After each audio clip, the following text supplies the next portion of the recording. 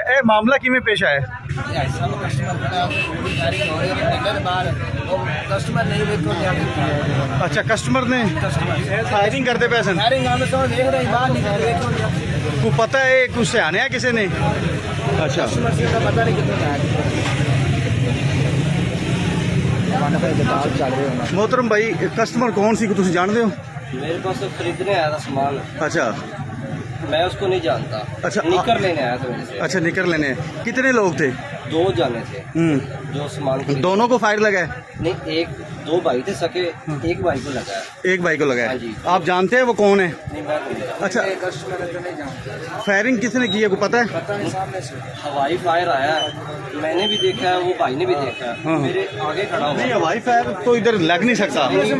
Fire सीधे मारे हुए हैं। अच्छा फायर सीधे लगे।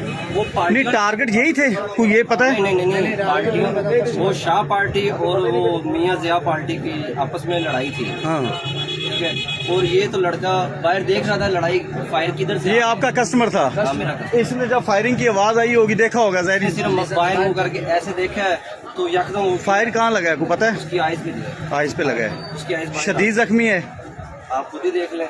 ब्लड तो मैं देख रहा हाँ हूँ, जी, बहुत जख्मी, सीरियस हालत। सीरियस हालत में है।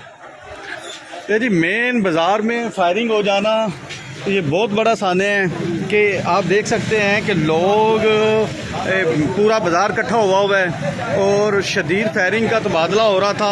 एक कस्टमर को फायर लगा है। मज़ीद आप अपडेट आपको हॉस्पिटल में देते हैं जी।